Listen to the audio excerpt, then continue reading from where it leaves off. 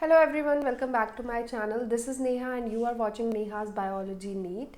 हमारा next chapter जो अब है वो है excretory products and there elimination. Class 11th का बायोलॉजी का एनसीईआरटी का ये चैप्टर है जो आज की क्लास में हम डिस्कस करेंगे। तो पहले हम देखेंगे कि एलिमिनेशन होते कौन कौन से प्रोडक्ट्स का है। मतलब जो भी हमारी बॉडी में एक्सक्रीटरी प्रोडक्ट्स बनते हैं वो यूरिया, यूरिक एसिड या अमोनिया में से कुछ भी बन सकता है। अब डिपेंड करता है कि ऑर्गेनिज्म कौन सा है, उसके अकॉर्डिंग डिफरेंट टाइप के एक्सक्रीटरी प्रोडक्ट्स बनते हैं।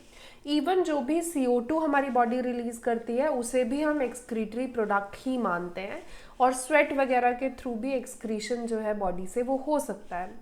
अब यहाँ पे आप देखो, आपको एनसीईआरटी में बताया गया है कि एनिमल्स में ammonia, urea, uric acid, carbon dioxide, water या फिर आयंस जैसे कि सोडियम, पोटेशियम, क्लोराइड वगैरह आयंस जो होते हैं, या फिर फॉस्फेट, सल्फेट आयन, सबका एक्सक्रीशन हो सकता है।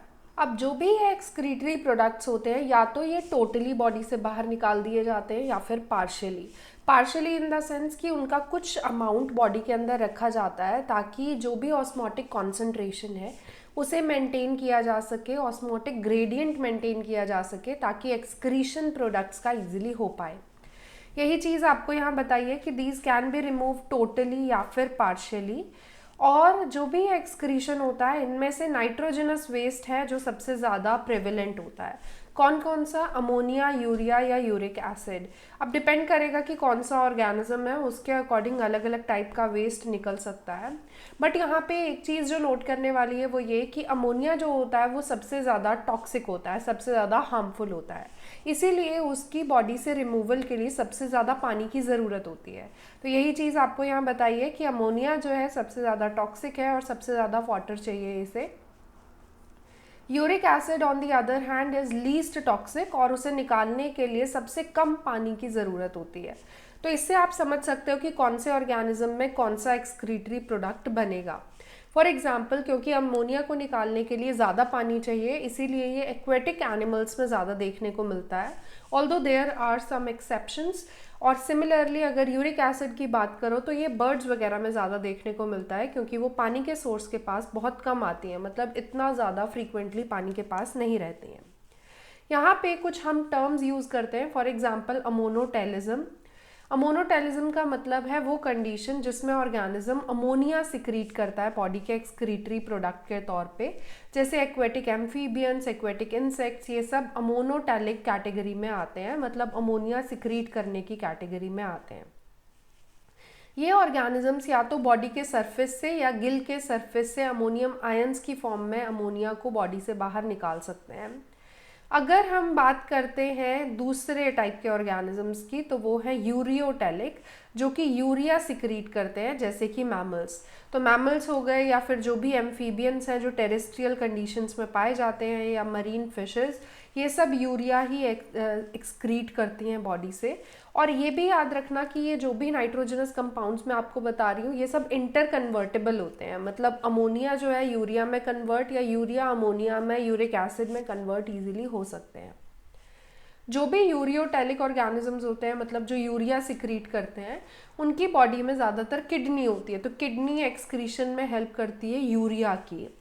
और बॉडी के अंदर कुछ अमाउंट जो यूरिया का है उसे मेंटेन किया जाता है, जैसे मैंने अभी आपको बताया, कॉन्सेंट्रेशन ग्रेडियंट, जो भी ऑस्मोटिक कॉन्सेंट्रेशन है उसका ग्रेडियंट मेंटेन करने के लिए।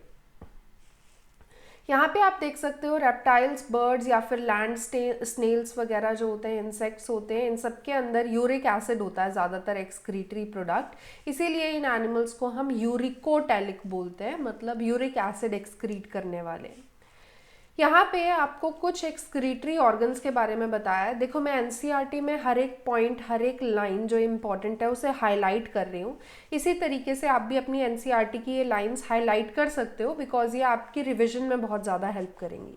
ठीक है, हमारे पास ज़्यादा टाइम नहीं है नीट के लिए, तो इसीलिए कोशिश करो कि ये चैप्टर अगर आपने नहीं पढ़ा है तो भी आप चैप्टर साथ साथ में, जैसे मैं आपको पढ़ा रही हूँ तो साथ साथ में ये स्टेटमेंट्स हाईलाइट कर दो, ताकि एंड में जब आपको रिवाइज करना हो ये चैप्टर एकदम से, तो उसमें सिर्फ हाईलाइटेड लाइन्स अगर पढ़ लोगे तो बहुत होगा। यहाँ देखो आपको बताया गया है इन्वर्टिब्रेट्स में ज़्यादातर जो होता है वो क्या होता है, सिंपलर ट्यूब्यूलर स्ट्रक्चर होता है, बट अगर वर्टिब्रेट्स की बात करोगे तो उनके अंदर प्रॉपर किडनी होती है। अब ये ट्यूब्यूलर स्ट्रक्चर जो होता है ये मोर और लेस नेफ्रॉन की तरह होता है। जैसे नेफ्रॉन है एक्सक्रीटरी यूनिट, तो एक्सक्रीटरी सिस्टम की जो यूनिट होती है उसे हम नेफ्रॉन बोलते हैं। नेफ्रॉन का ही छोटा भाई लगा लो या छोटा वैसा स्ट्रक्चर, उसी की तरह दिखने वाला स्ट्रक्चर जो भी इन्वर्टिब्रेट्स होते हैं ज़्यादातर उनमें देखा जाता है। इन्हें हम नेफ्रीडिया, प्रोटोनेफ्रीडिया इन नामों से जानते हैं। तो नेफ्रीडिया, प्रोटोनेफ्रीडिया ये सब जो होंगे ये पुराने या प्रिमिटिव टाइप के ऑर्गन्स होते हैं, और जैसे जैसे डेवलपमेंट होती जाती है किडनी जैसा स्ट्रक्चर जो है वो बन जाता है। तो प्रोटोनेफ्रीडिया, फिर उसके बाद नेफ्रीडिया आया एनिमल्स में, फिर उसके बाद नेफ्रॉन आया, और नेफ्रॉन ने बहुत सारे नेफ्रॉन्स एक साथ इकट्ठे हो गए तो किडनी बन गई। तो इस तरीके से डेवलपमेंट हुई थी। प्रोटोनेफ्रीडिया को हम फ्लेम सेल्स नाम से भी जानते हैं, ये आपको याद रखना होगा, क्योंकि फ्लेम जो होती है जैसे आग लगती है तो उसकी लपटें होती है ना, उसी तरीके का स्ट्रक्चर प्रोटोनेफ्रीडिया का होता है। और ये ज़्यादातर प्लेटीहेल्मिन्थ्स में यानी फ्लैट वॉर्म्स में आपको देखने को मिलता है। आप यहाँ एग्जाम्पल भी याद रख सकते हो प्लेनेरिया का, जो आपकी एनसीईआरटी में गिवन है। ये इंपॉर्टेंट है, मतलब जो भी एनसीईआरटी में एग्जाम्पल्स गिवन है वो बहुत ज़्यादा इंपॉर्टेंट है नीट के लिए। ऑल्दो इससे एडवांस्ड क्वेश्चंस भी आते हैं, बट बेसिक अगर आपको पता नहीं होगा तो आप बेसिक तरीके से भी क्वेश्चन सॉल्व नहीं कर पाओगे। अगर आप रोटिफर्स की बात करो, एनिलीड्स की, सिफेलोकॉर्डेट्स जैसे एम्फिऑक्सिस होता है, इन सब के अंदर जो होता है वो प्रोटोनेफ्रीडिया या फ्लेम सेल्स ही आपको देखने को मिलते हैं। ये ऑस्मो रेगुलेशन में भी हेल्प करता है, मतलब जस्ट लाइक किडनीज, जो भी एक्सक्रीटरी ऑर्गन होता है वो दो चीज़ों में हेल्प करता है, एक एक्सक्रीशन में और दूसरा ऑस्मो रेगुलेशन में, मतलब ऑस्मोटिक कॉन्सेंट्रेशन मेंटेन करने में। इसके अलावा नेफ्रीडिया भी होता है, ये भी ट्यूबुलर स्ट्रक्चर है प्रोटोनेफ्रीडिया की तरह ही, बट ये थोड़ा एडवांस्ड है प्रोटोनेफ्रीडिया के कंपैरिजन में। ये आपको अर्थवॉर्म्स और दूसरे एनिलीड्स वगैरह में देखने को मिलता है। अगर आप दूसरे स्ट्रक्चर की बात करो तो माल्फीजियन ट्यूब्यूल्स आती हैं, और ये ज़्यादातर आपको इंसेक्ट्स में जैसे कॉकरोचेस वगैरह में देखने को मिलती हैं। ये आपने पढ़ा भी होगा, तो कॉकरोचेस में माल्फीजियन ट्यूब्यूल्स होती हैं। ये मोर और लेस नेफ्रॉन की तरह ही होती हैं, बस थोड़ा सा कॉम्पैक्ट स्ट्रक्चर, या फिर आप बोल सकते हो कि थोड़ा सा प्रिमिटिव स्ट्रक्चर इनका होता है। नेक्स्ट, कुछ ऑर्गन्स में, कुछ ऑर्गेनिजम्स के अंदर आपको एंटीनल ग्लैंड्स भी देखने को मिलते हैं। ये एंटीनल ग्लैंड्स जो होते हैं इन्हें हम ग्रीन ग्लैंड नाम से भी जानते हैं। आपने नाम सुना होगा, अगर नहीं सुना है तो याद रखना। Antennal glands, green glands same चीज़ है, और ये क्रस्टेशियंस में, प्रॉन वगैरह में आपको देखने को मिलते हैं। अब हमने ओवरऑल तो पढ़ लिया कि डिफरेंट ऑर्गेनिजम्स में कौन कौन से एक्सक्रीटरी सिस्टम होते हैं या एक्सक्रीटरी ऑर्गन होते हैं। अब हम देखते हैं ह्यूमन एक्सक्रीटरी सिस्टम के बारे में, उसको डिस्कस करते हैं। तो ह्यूमन एक्सक्रीटरी सिस्टम जो होता है इसमें किडनीज होती हैं, इसके अलावा यूरेटर्स होते हैं, यूरिनरी ब्लैडर और यूरेथ्रा होता है। ये आप साइड में देख भी सकते हो। आपको यहाँ पे ये किडनी देखने को मिल रही है, इधर इतना पोर्शन। इसके अलावा ये यूरेटर है, ये ट्यूब लाइक स्ट्रक्चर्स, तो पेयर में है दोनों चीज़ें, किडनी भी और यूरेटर्स भी। इसके अलावा यूरिनरी ब्लैडर है, और फिर एग्जिट पॉइंट जिसे यूरेथ्रा बोलते हैं।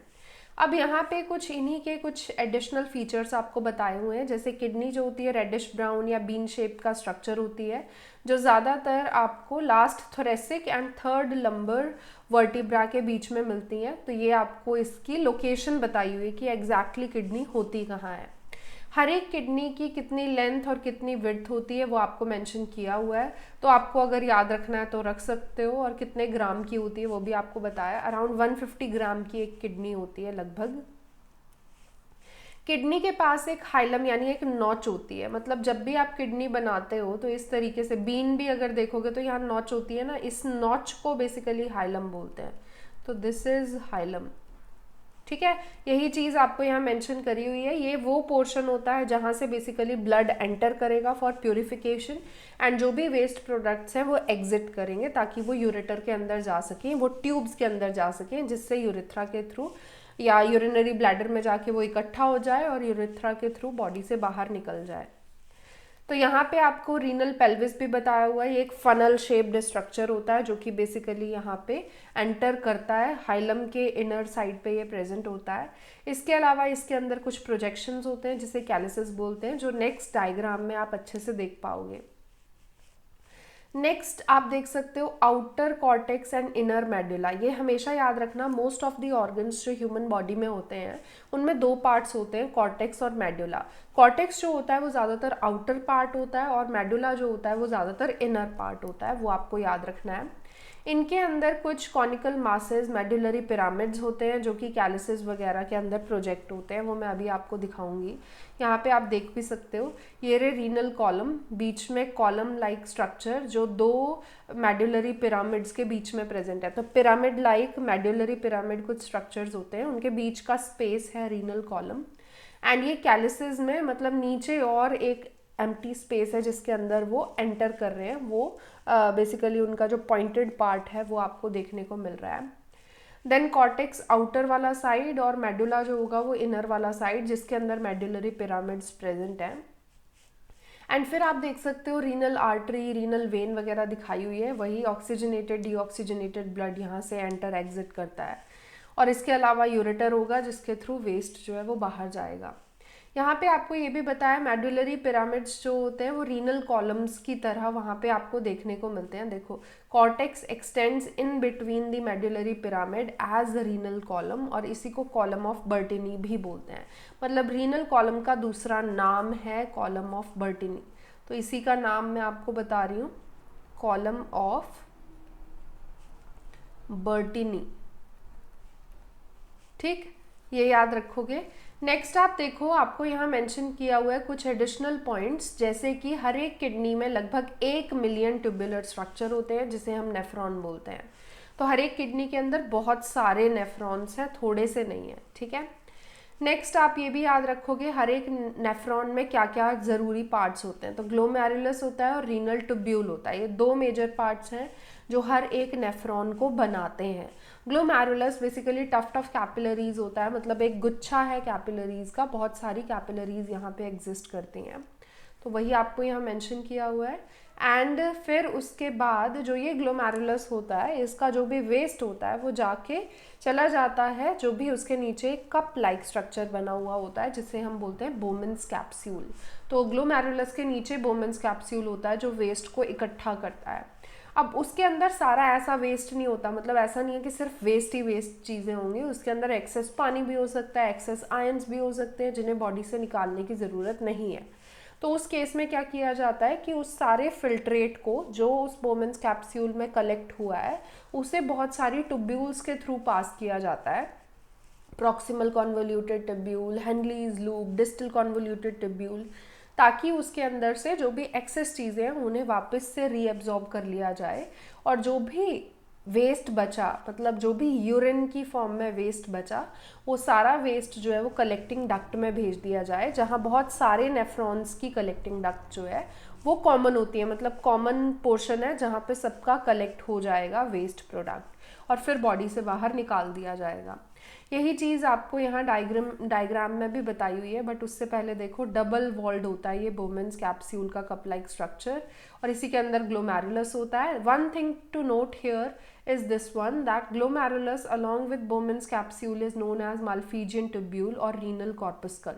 तो ये चीज़ आप यहाँ लिख भी सकते हो साइड में कि ग्लोमेरुलस जब बोमेन्स कैप्सूल के साथ होता है, बोमेन्स कैप्सूल जब ये दोनों चीज़ें साथ होती हैं तो उस केस में जो स्ट्रक्चर बनता है उसे बोलते हैं माल्फीजियन बॉडी, या फिर उसे बोला जाता है रीनल कॉर्पस्कल। तो यहाँ पे हम लिख देते हैं इसका दूसरा नाम, रीनल कॉर्पस्कल।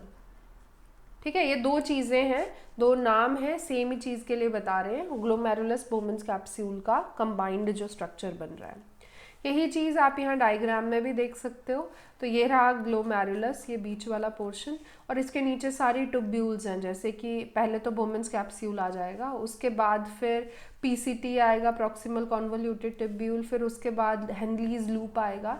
हेनलीज लूप ये हेयर पिन लाइक स्ट्रक्चर है जो आपको नीचे देखने को मिल रहा है, ये वाला। इसका एक पार्ट नीचे की साइड जा रहा होता है तो उसे बोलते हैं डिसेंडिंग लिम्ब ऑफ हेनलीज लूप, और एक ऊपर की साइड जा रहा होता है जिसे बोलते हैं असेंडिंग लिम्ब ऑफ हेनलीज लूप। अब ये दोनों जो लिम्ब्स होते हैं सारा मिला के हेनलीज लूप है, और फिर उसके बाद फिर से एक कॉन्वोल्यूटेड रीजन आता है जिसे हम डिस्टल कॉन्वोल्यूटेड ट्यूब्यूल बोलते हैं। अब ये डिस्टल कॉन्वोल्यूटेड ट्यूब्यूल जो है यहाँ से होता हुआ जो भी वेस्ट होगा वो जाएगा कलेक्टिंग डक्ट के अंदर, जो आपको यहाँ देखने को मिल रही है। तो यही सारा प्रोसीजर होता है एक्सक्रीशन का जो मैंने आपको बताया। ऑल्दो आपको इसे थोड़ी डिटेल में पढ़ना है तो वो मैं डिटेल में कैसे आप पढ़ोगे वो मैं आपको अभी बताऊंगी। ये देखो, ये माल्फीजियन बॉडी है, इस तरीके से दिखती है। तो आप देख सकते हो बीच में क्या है, ये ग्लोमेरुलस वाला पार्ट है, यानी टफ्ट ऑफ कैपिलरीज जिसमें एफरेंट आर्ट्रियोल, इसके अलावा इफरेंट आर्ट्रियोल, ये सब देखने को मिल रहे हैं। याद रखना ए और ई का डिफरेंस है। ई इज़ फॉर एग्जिट, मतलब जो एग्जिट कर रही है, जो भी ब्लड है उसे वापस लेके जा रही है, और एफरेंट वाली उसे एंटर करवा रही है ताकि उसका फिल्ट्रेशन हो सके।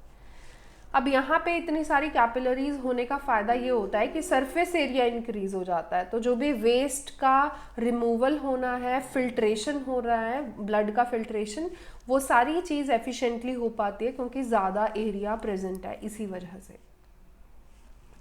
नेक्स्ट देखते हैं, कॉर्टिकल नेफ्रॉन करके एक टर्म आती है, तो और इसके अलावा आती है जक्स्टा मेड्युलरी नेफ्रॉन। बेसिकली कुछ नेफ्रॉन्स ऐसे होते हैं जो यहाँ मेंशन भी किए हुए हैं, तो ये वाले होते हैं जिनके अंदर मेजॉरिटी ऑफ नेफ्रॉन्स जिनके अंदर लूप ऑफ हेनली बहुत छोटा होता है and x tends only very little into the medulla, तो मेडुला में थोड़ा सा एंटर करता है, ज़्यादा नहीं। तो इन्हें बोलेंगे कॉर्टिकल नेफ्रॉन्स क्योंकि इनका मेजर पोर्शन कॉर्टेक्स वाले रीजन में है।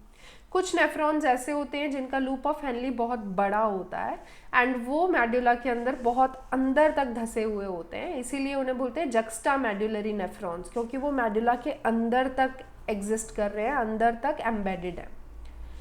यहाँ पे कुछ एडिशनल पॉइंट अगर मैं आपको बताऊँ तो पेरिट्यूब्युलर कैपिलरीज के बारे में थोड़ा मेंशन किया हुआ है कि इफेरेंट आर्ट्रियोल जो होता है, मतलब जो एग्जिट करने वाली, वो ग्लोमेरुलस से इमर्ज होती है और फाइन कैपिलरी का नेटवर्क बना देती है, मतलब जो ग्लोमेरुलस वाला रीजन है वो बना देती है, उसी को पेरिट्यूब्युलर कैपिलरीज बोलते हैं। तो मतलब इन सारी कैपिलरीज को जो ग्लोमेरुलस फॉर्म कर रही हैं उसे पेरिट्यूब्युलर कैपिलरी बोलेंगे।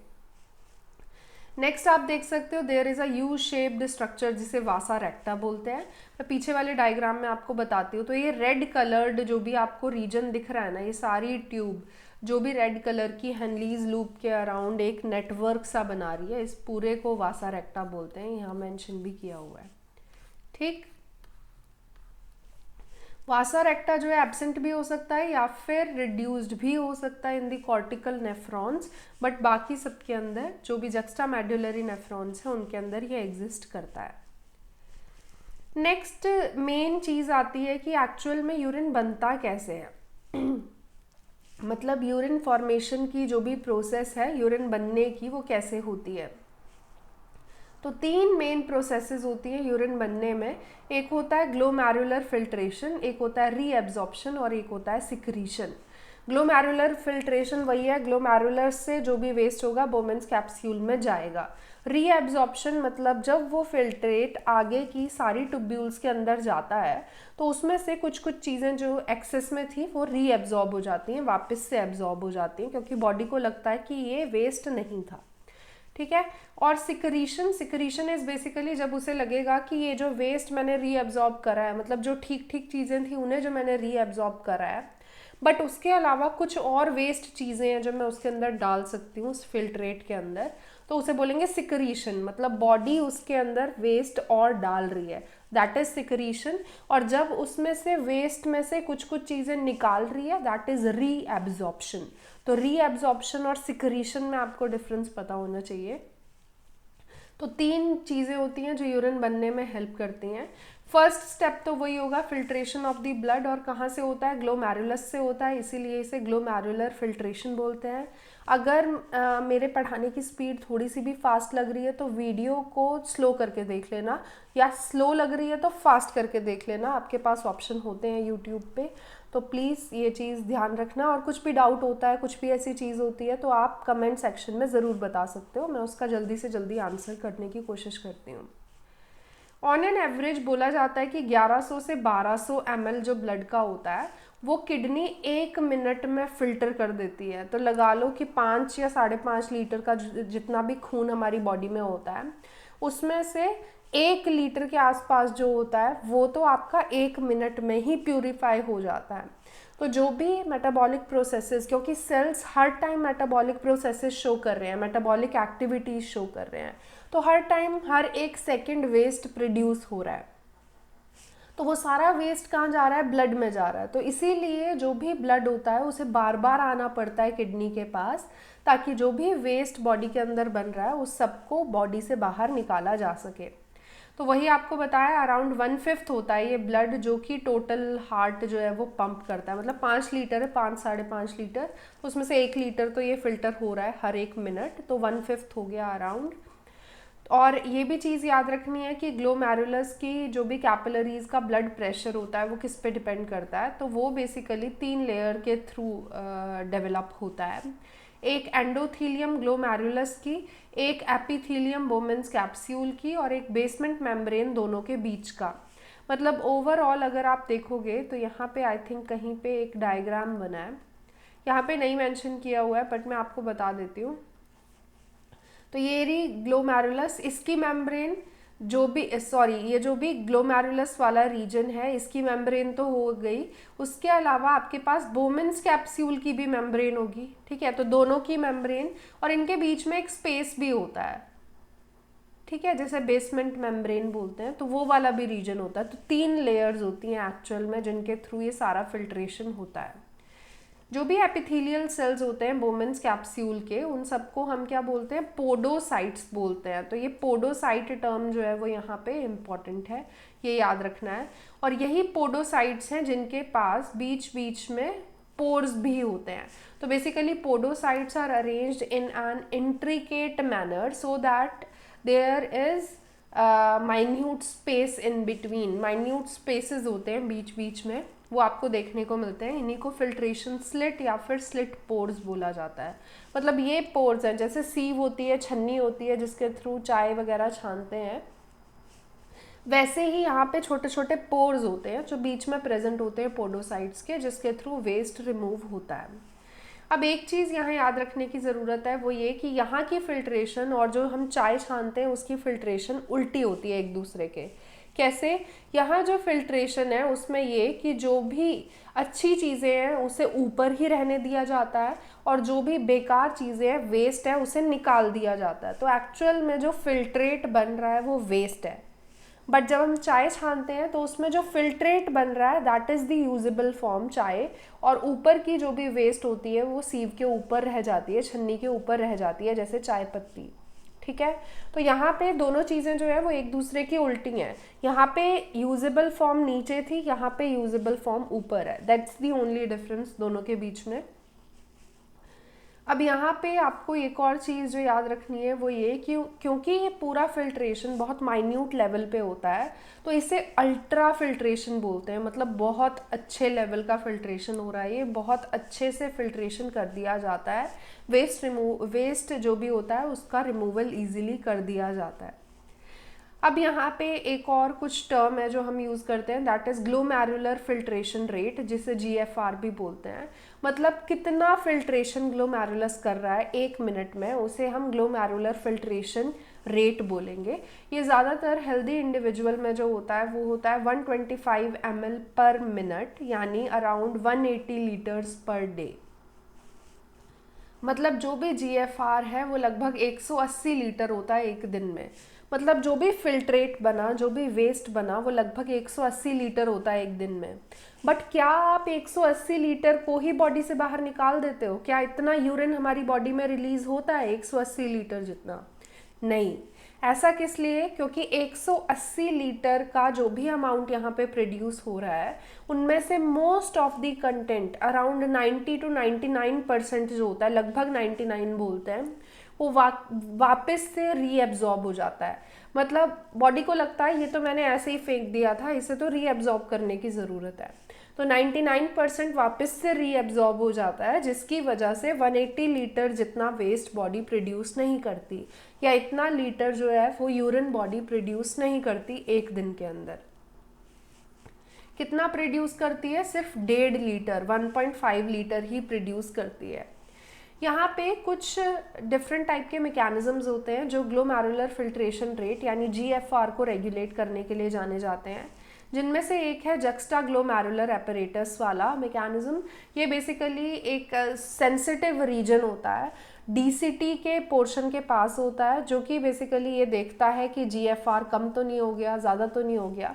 तो आपको बताया भी है कि जब भी कम हो जाता है GFR तो ये सेल्स जो होते हैं जक्स्टा ग्लोमेरुलर एपरेटस के सेल्स, ये एक्टिवेट हो जाते हैं ताकि रेनिन प्रोड्यूस हो, जो कि फिर ब्लड फ्लो को रेगुलेट करेगा और GFR को वापस नॉर्मल ले आएगा। तो यहाँ पे क्या चीज़ है याद रखने वाली, वो है रेनिन। ठीक है, renin, this renin is different from RENNIN। याद रखना, ये वाला रेनिन और ये वाला रेनिन अलग अलग चीज़ें हैं। ठीक है, ये वाला रेनिन है जो किडनी प्रोड्यूस करती है, ये अलग है जो केसिन प्रोटीन की डाइजेशन में, जो मिल्क प्रोटीन होता है उसकी डाइजेशन के लिए रिस्पॉन्सिबल होता है। ठीक, तो बोथ आर डिफरेंट, याद रखना। सिंगल एन वाला है किडनी के अंदर, किडनी में भी एक ही एन आता है ना, तो वैसे याद रखोगे, यहाँ पे भी एक ही एन है, डबल एन वाली चीज़ नहीं है बीच में। ठीक, तो यहाँ पे मेंशन भी किया हुआ है कि नियरली 99% जो है वो वापस से रीएब्जॉर्ब हो जाता है, इसी प्रोसेस को रीएब्जॉर्प्शन बोला जाता है। रीएब्जॉर्प्शन अलग अलग मैकेनिज्म से हो सकती है, एक्टिव या पैसिव, डिपेंड करेगा कि उसकी कॉन्सेंट्रेशन ऑलरेडी बॉडी में कितनी है, क्योंकि हाई टू लो कोई भी चीज़ मूव करती है। अगर लो टू हाई मूव करना है तो उस केस में एनर्जी चाहिए, तो उस केस में एक्टिव मैकेनिज्म्स की ज़रूरत होती है। तो आपको अब ये पता कैसे चलेगा कि कौन से सब्सटेंसेस एक्टिवली रीअब्जॉर्ब हो रहे हैं और कौन से पैसिवली, तो वही आपको मेंशन किया है कि जैसे ग्लूकोज, अमीनो एसिड्स या फिर सोडियम वगैरह जो है वो ज़्यादातर एक्टिवली रीअब्जॉर्ब होते हैं, लेकिन नाइट्रोजनस सब्सटेंसेस जो होते हैं उनका पैसिव ट्रांसपोर्ट होता है। तो ये एक पॉइंट यहाँ पे बहुत बहुत ज़्यादा इम्पॉर्टेंट है जो आपको यहाँ मेंशन किया हुआ है। ठीक है, इसे अच्छे से पढ़ना। नेक्स्ट आपको ये भी बताया कि सिक्रीशन भी होता है, मैंने आपको बताया था फिल्ट्रेशन, फिर उसके बाद रीअब्जॉर्प्शन और फिर सिक्रीशन, 3 स्टेप्स होते हैं यूरिन बनने में। तो थर्ड स्टेप जो है यानी सिक्रीशन, वो किस किस चीज़ों का होता है, तो hydrogen ions, potassium ions, ammonia वगैरह, इन सब का सिक्रीशन जो है वो हम जनरली देख सकते हैं। नेक्स्ट आती है बात कि कौन कौन से ट्यूब्यूल्स हैं और उनका क्या क्या फंक्शन होता है। तो सबसे पहले शुरू करते हैं PCT से, जो प्रॉक्सिमल कॉन्वोल्यूटेड ट्यूब्यूल है। ये क्या करती है, किस तरीके का इसका स्ट्रक्चर होता है, तो इसका ब्रश बॉर्डर लाइक एपिथेलियम वाला स्ट्रक्चर होता है। ब्रश बॉर्डर जैसे विलाई होती है स्मॉल इंटेस्टाइन में, वैसे ही इसके अंदर भी ब्रश बॉर्डर स्ट्रक्चर होता है, जो रीएब्जॉर्प्शन इंक्रीज करने के लिए सरफेस एरिया प्रोवाइड करता है। तो ज़्यादा से ज़्यादा रीएब्जॉर्प्शन यहाँ पे हो पाता है। तो लगभग सारे के सारे न्यूट्रिएंट्स, अराउंड 70 to 80% इलेक्ट्रोलाइट्स और वाटर, सारे के सारे रीएब्जॉर्ब होते हैं इन PCT। This is very important, ये हर एक ट्यूब्यूल के लिए आपको याद रखना है, क्योंकि आपसे क्वेश्चन में ऑप्शंस में ये सब दिया जाता है कि किसके अंदर क्या हो रहा है, आपको स्टेटमेंट सही है या गलत होती है उसके अकॉर्डिंग बताना होता है। नेक्स्ट आप देखो, यहाँ पे आपको एक और चीज़ बताइए कि यहाँ पे pH और आयनिक बैलेंस जो होता है उसे भी मेंटेन किया जाता है, एंड सिलेक्टिव सिक्रीशन होता है हाइड्रोजन आयंस का, अमोनिया वगैरह का, तो वो भी आपको याद रखना है। नेक्स्ट अगर हम बात करें तो नेक्स्ट इज़ हेनलीज लूप। तो हेनलीज लूप क्या करता है, हेनलीज लूप जो होता है इसके असेंडिंग लिम्ब में सबसे कम रीएब्जॉर्प्शन होता है। This point is very important here, ascending limb में सबसे कम रीएब्जॉर्प्शन। नेक्स्ट ज़्यादा जो होगा वो फिर डिसेंडिंग वाले में ही होगा। तो वो आपको बताया है कि एक्चुअल में असेंडिंग वाला जो होता है वो हाई ऑस्मोलैरिटी मेंटेन करने में हेल्प करता है, और डिसेंडिंग होता है जो एक्चुअल में वाटर वगैरह के लिए परमिएबल, इलेक्ट्रोलाइट्स वगैरह के लिए इम्परमिएबल आपको देखने को मिलता है, और इसका काम होता है कॉन्सेंट्रेट करना फिल्ट्रेट को, यानी उसमें से पानी निकालना। नेक्स्ट आपको बताया असेंडिंग वाला जो होता है वो इम्परमिएबल होता है to water, but allows the transport of electrolytes actively या पैसिवली, कैसे भी कर सकते हैं, तो वो भी आप याद रख सकते हो। तो इम्पॉर्टेंट चीज़ यहाँ है कि एक्चुअल में डिसेंडिंग और असेंडिंग लिम्ब क्या कर रहे हैं, मतलब दोनों का फंक्शन एक दूसरे के ऑपोजिट होता है, बट किस तरीके से फंक्शन कर रहे हैं वो आपको यहाँ याद रखना है। नेक्स्ट इज DCT या डिस्टल कॉन्वोल्यूटेड ट्यूब्यूल। अब ये क्या करती है, यहाँ पे कंडीशनल रीअब्जॉर्प्शन होता है सोडियम एंड वाटर का, एंड यहाँ पे रीएब्जॉर्प्शन होता है बाय कार्बोनेट आयंस का, तो HCO3 माइनस वगैरह जो भी आयंस होते हैं उन सब का यहाँ पे रीएब्जॉर्प्शन होता है। एंड सिलेक्टिव सिक्रीशन होता है of hydrogen and potassium ions का, अमोनिया वगैरह का, ताकि सोडियम पोटेशियम बैलेंस मेंटेन हो सके या पीएच वगैरह की मेंटेनेंस हो सके। अब यहाँ पे आपको यही चीज़ सारा इस पूरे डायग्राम के अंदर गिवन है जो मैंने अभी आपको बताई चीज़ें। जैसे किसके अंदर जब भी एरो अंदर जा रहा है ना ट्यूब्यूल के, इसका मतलब इसका क्या हो रहा है, सिक्रीशन हो रहा है। और जब भी एरो ट्यूब्यूल से बाहर जा रहा है तो उसका मतलब उसका रीएब्जॉर्प्शन हो रहा है। तो ये सारे सब्सटेंसेस जो ऊपर मेंशन कर रहे हैं ये रीएब्जॉर्ब हो रहे हैं, तो इनका रीएब्जॉर्प्शन आपको देखने को मिल रहा है। और जो भी ये नीचे वाले एरोज हैं ये सारे हैं जिनका सिक्रीशन हो रहा है। ठीक, तो याद रख सकते हो ये पीसीटी है, ये डीसीटी है, किसके अंदर किसका एब्जॉर्प्शन और सिक्रीशन हो रहा है। देन असेंडिंग और डिसेंडिंग लिम्ब जो है हेनलीज लूप का, वो भी आपको बताया है। एंड कलेक्टिंग डक्ट में भी बताया कि वाटर का रीएब्जॉर्प्शन होता है, यूरिया वगैरह सिक्रीट होता है, तो वो आपको मेंशन किया है कि यूरिया वगैरह को एक्चुअल में निकाल दिया जाता है, रीएब्जॉर्ब कर दिया जाता है। तो एक्चुअली यूरिया सिक्रीट नहीं हो रहा है, यूरिया जो होता है वो रीएब्जॉर्ब हो रहा है। तो यहाँ पे यूरिया हो गया, वाटर हो गया, इन सब का रीएब्जॉर्प्शन आपको देखने को मिल रहा है। वाटर का रीएब्जॉर्प्शन, NaCl का रीएब्जॉर्प्शन, वो सब बताया है। तो एक्चुअल में सिक्रीशन जो है पीसीटी डीसीटी वगैरह में ही देखने को मिलता है। कलेक्टिंग डक्ट में यही चीज़ आपको फिर से बताई हुई है कि कलेक्टिंग डक्ट में क्या है, तो लार्ज अमाउंट ऑफ वाटर जो है उसका रीएब्जॉर्प्शन कलेक्टिंग डक्ट में होता है। तो एक्चुअल में कलेक्टिंग डक्ट का सिर्फ पानी रीएब्जॉर्ब करने का ही ज़्यादा मेन काम है। नेक्स्ट आता है mechanism of concentration of filtrate. तो एक्चुअल में फिल्ट्रेट को कॉन्सेंट्रेट कैसे किया जाता है, किस तरीके से, तो वहाँ पे आपको याद रखना कि मैमल्स के पास एबिलिटी होती है यूरिन कॉन्सेंट्रेट करने की depending on the amount of water present in the body. हमारी बॉडी में कितना पानी है, आप कितना पानी पी रहे हो या कितना आपने पिया था, उसके अकॉर्डिंग जो भी आपकी बॉडी में फिल्ट्रेशन है उसे रेगुलेट कर देती है बॉडी। मतलब वो यूरिन को उस हिसाब से कॉन्सेंट्रेट या फिर डाइल्यूट कर देती है। आपने ज़्यादा पानी पिया तो ज़्यादा डाइल्यूटेड यूरिन प्रोड्यूस होता है, कम पानी पिया तो ज़्यादा कॉन्सेंट्रेटेड यूरिन बनता है। इसका मेन मोटो ये है कि बॉडी ज़्यादा से ज़्यादा पानी को उसका जो भी अमाउंट होता है उसे कंट्रोल करने की कोशिश करती है, बॉडी के अंदर मेंटेन करने की कोशिश करती है, वरना वाटर लॉस ज़्यादा हो जाएगा। इस सारी चीज़ को बताने के लिए काउंटर करंट मैकेनिज्म होता है जो आपको याद रखना है, ये लिखा हुआ है इसके बारे में। ये बेसिकली हेनलीज लूप और वासा रेक्टा के बीच में काम करता है। कैसे काम करता है वो मैं आपको डायग्रामेटिकली समझा देती हूँ। तो आप देख सकते हो वासा रेक्टा और जो भी नेफ्रॉन होता है इनका जो भी मूवमेंट है फ्लूइड का वो ऑपोजिट होता है। जैसे यहाँ पे जो भी एरो है वो डाउनवर्ड डायरेक्शन में है और इस साइड ऊपर जा रहे हैं, तो डिसेंडिंग में नीचे जा रहे हैं, असेंडिंग लूप में ऊपर जा रहे हैं हेनलीज के।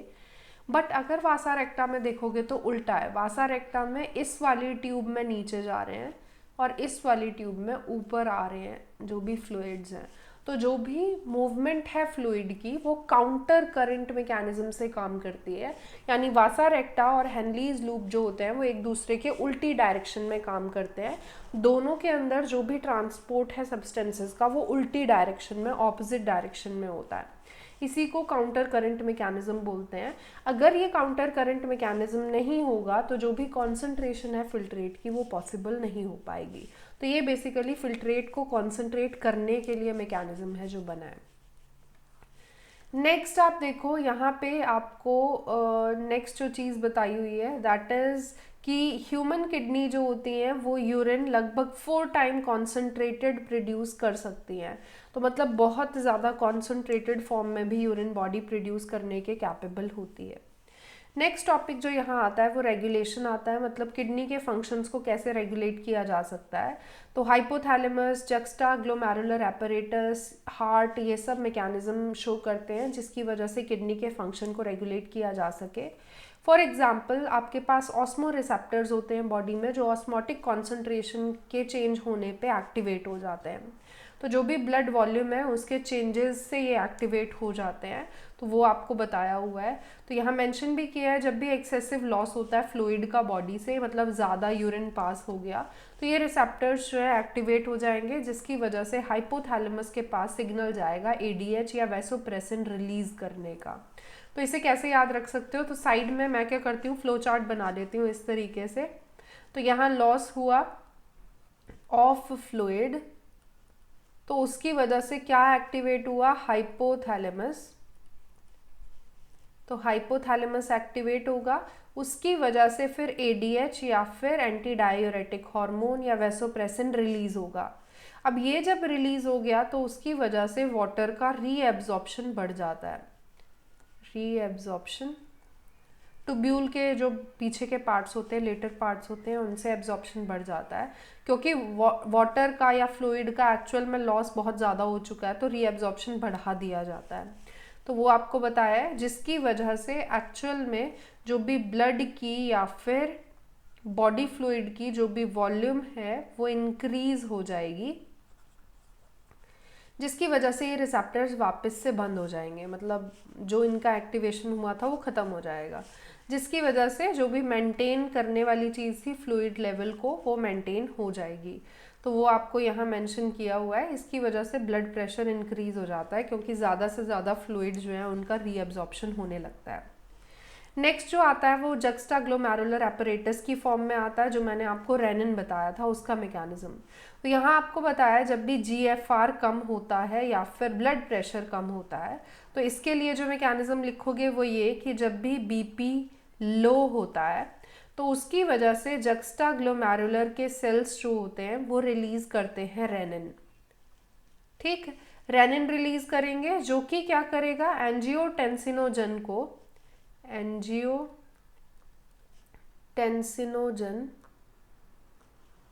इसको कन्वर्ट कर देता है इनटू एंजियोटेंसिन 1, एंजियोटेंसिन 1, एंड ये फिर फर्दर जो होता है एंजियोटेंसिन 2 में कन्वर्ट हो जाता है, जो कि फिर एड्रीनल कॉर्टेक्स को, या एड्रीनल ग्लैंड लिख देते हैं, कॉर्टेक्स लिख दो, कुछ भी चीज़, कॉर्टेक्स बेसिकली याद रखोगे तो अच्छा रहेगा, ताकि एल्डोस्टेरॉन रिलीज हो, एल्डोस्टेरॉन, जो कि फिर रीएब्जॉर्प्शन करेगा सोडियम और वाटर का, मतलब इसकी वजह से रीएब्जॉर्प्शन शुरू हो जाएगा।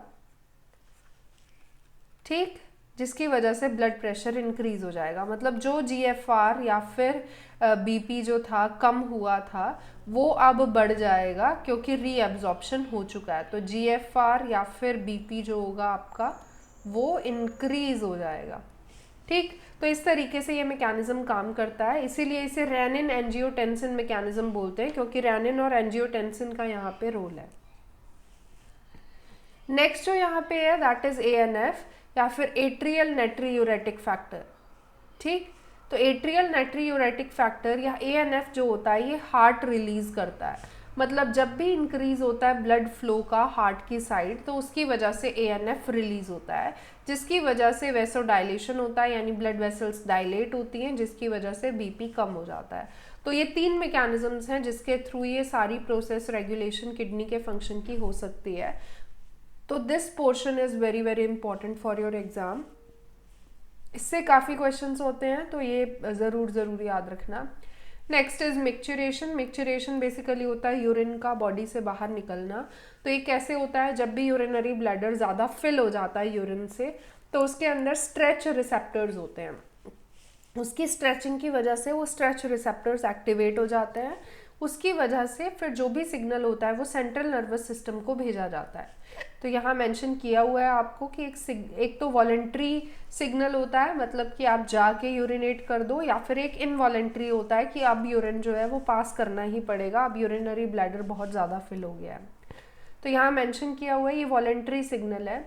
तो यहाँ पे आपको मेंशन किया हुआ है कि सिग्नल जो है वो इनिशिएट होता है by stretching of the urinary bladder, और फिर उसके बाद सिग्नल सीएनएस के पास जाएगा, और सीएनएस से फिर जो भी कॉन्ट्रैक्शन होगी स्मूथ मसल्स की यूरिनरी ब्लैडर की वो शुरू हो जाएगी, जिसकी वजह से यूरेथ्रल स्पिंक्चर जो है वो रिलैक्स हो जाएगा और यूरिन पास हो जाएगा। This process is known as micturition, जो कि मैंने अभी आपको बताया। एंड इसी रिफ्लेक्स को, जिसकी वजह से मिक्चरेशन होता है, इसे मिक्चरेशन रिफ्लेक्स बोलते हैं। तो 1 से 1.5 लीटर यूरिन एक एडल्ट हेल्दी ह्यूमन जो है वो बॉडी से बाहर निकालता है। यूरिन लाइट येलो कलर का वाटरी फ्लूइड होता है, ये भी आपको पता होना चाहिए। एसिडिक होता है, थोड़ा सा pH 6 के आसपास होती है, और इसका ओडोर होता है, मतलब एक स्पेसिफिक स्मेल होती है यूरिया की वजह से। तो लगभग 25 से 30 ग्राम यूरिया जो है वो हमारी बॉडी एक दिन में बॉडी से बाहर निकालती है। तो अगर किडनी खराब हो जाए किसी की, तो ये यूरिया बॉडी के अंदर ही रहेगा, जिसकी वजह से it can be converted into ammonia, uric acid, जो हार्मफुल प्रोडक्ट्स हैं। नेक्स्ट आपको ये भी याद रखना है कि कभी कभी ग्लूकोज भी यूरिन के अंदर हो सकता है, इसे ग्लाइकोसूरिया बोलते हैं। कीटोन बॉडीज भी हो सकते हैं, इसे कीटोनूरिया बोलते हैं। ज़्यादातर डायबिटीज़ मेलिटस के पेशेंट्स में देखने को मिलता है।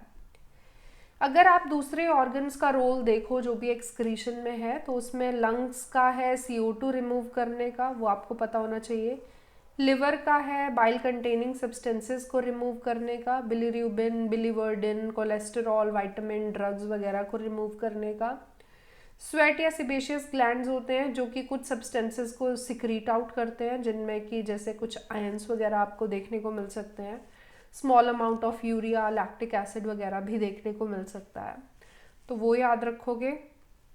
नेक्स्ट, सिबेशियस ग्लैंड्स जो होते हैं वो ज़्यादातर स्टेरॉल्स, हाइड्रोकार्बन्स, वैक्सेस वगैरह को सिक्रीट आउट करते हैं। ऑयली सिक्रीशन बेसिकली जो स्किन के सरफेस पे होता है। एंड डिसऑर्डर्स की अगर बात करेंगे तो यूरेमिया नाम का डिसऑर्डर है, जिसमें यूरिया इकट्ठा हो जाता है ब्लड के अंदर। इसके अलावा हीमोडायलिसिस की इन पेशेंट्स में ज़रूरत होती है, क्योंकि यूरिया बॉडी से बाहर नहीं निकल पा रहा, किडनी ढंग से काम नहीं कर रही है, इसीलिए डायलिसिस यूनिट से उसकी हेल्प से आपको यूरिया जो है वो बॉडी से बाहर निकालना पड़ेगा। इसीलिए ये डायलिसिस की जो भी यूनिट होती है, इसे आर्टिफिशियल किडनी भी बोलते हैं, क्योंकि ये आर्टिफिशियल किडनी का काम कर रही है और बॉडी से बाहर यूरिया जो है या एक्सक्रीटरी प्रोडक्ट्स को निकालने में हेल्प कर रही है। नेक्स्ट आपको यहाँ पे याद रखना है रीनल फेलियर, तो किडनी फेलियर, जब किडनी जो है वो अपना काम ना कर पाए प्रॉपरली, तो उसे किडनी फेलियर बोलते हैं। एंड इसके अलावा रीनल कैल्कुलाई भी होता है, बेसिकली किडनी स्टोन, तो किडनी में स्टोन भी हो जाता है जो ऑक्जिलेट वगैरह का होता है ज़्यादातर। इसके अलावा ग्लोमेरुलोनेफ्राइटिस नाम की भी डिजीज़ हो सकती है, जिसके अंदर ग्लोमेरुलस जो होता है किडनी का, उसमें इन्फ्लेमेशन आ जाती है, स्वेलिंग आ जाती है। आई होप कि आपको excretory products and there elimination वाला टॉपिक अच्छे से समझ आ गया हो। अगर कोई भी डाउट हो तो कमेंट सेक्शन में ज़रूर बताना। इसी तरीके से और भी वीडियोस आएंगे जिसमें और चैप्टर्स हम डिस्कस करेंगे, कंप्लीट कर देंगे इस पूरी यूनिट को, सारी जो भी आपका सिलेबस है उसे नीट के एग्ज़ाम से पहले, और जो भी एडिशनल पॉइंट्स होंगे वो भी हम एग्ज़ाम से पहले डिस्कस करेंगे अलॉन्ग विद द क्वेश्चंस। तो मिलते हैं नेक्स्ट वीडियो के साथ, टिल देन बाय बाय।